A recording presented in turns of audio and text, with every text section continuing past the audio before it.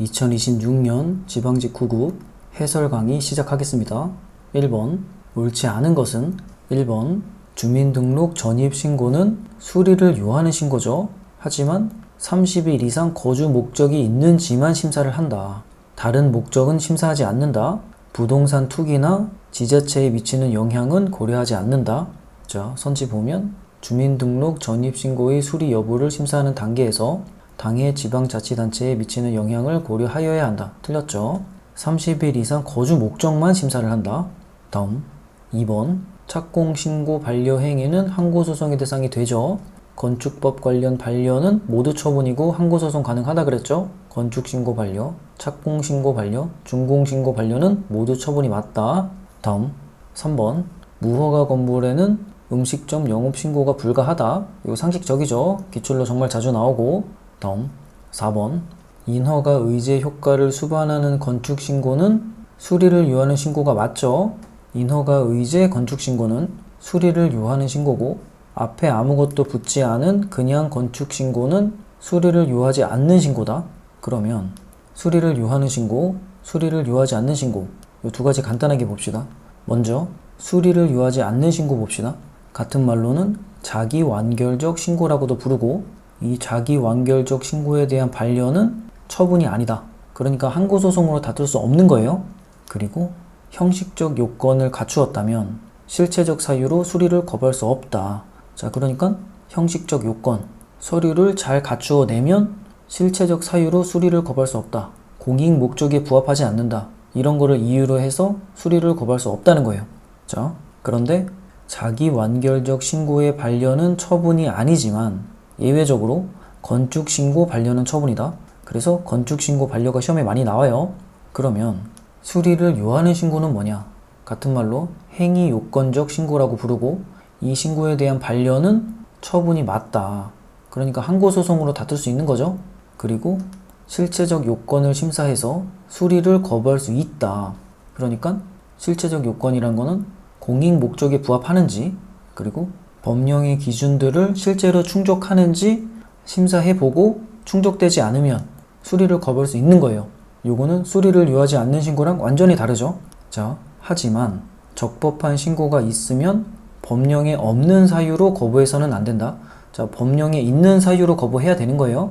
자, 이 두 문장이 헷갈려요. 실체적 요건을 심사해서 수리를 거부할 수 있지만 적법한 신고가 있으면 법령에 없는 사유로 거부해서는 안 됩니다.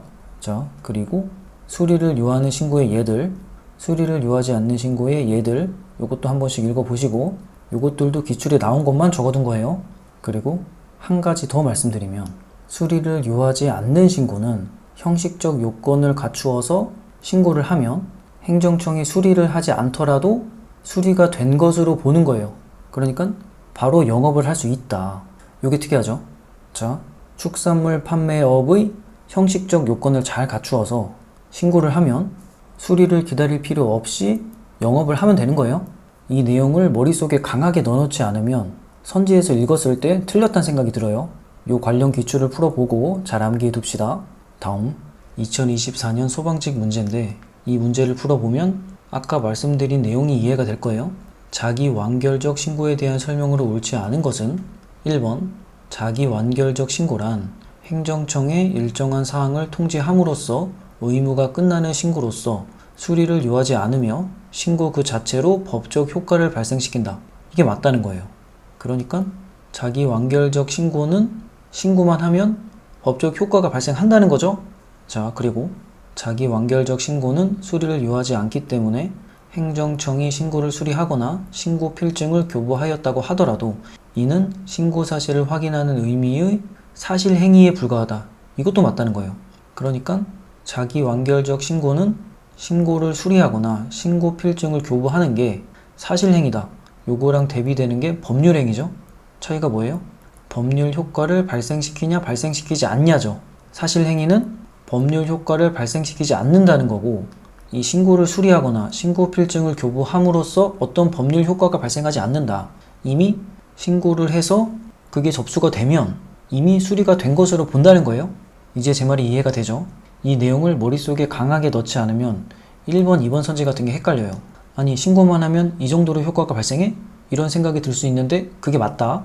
다음 3번 사인이 적법한 요건을 갖춘 신고를 하였다면 행정청의 수리처분 등 별단의 조처를 기다릴 필요 없이 그 접수 시에 신고로서의 효력이 발생하는 것이므로 그 수리가 거부되었다고 하여 무신고 영업이 되는 것은 아니다. 이것도 맞다는 거죠.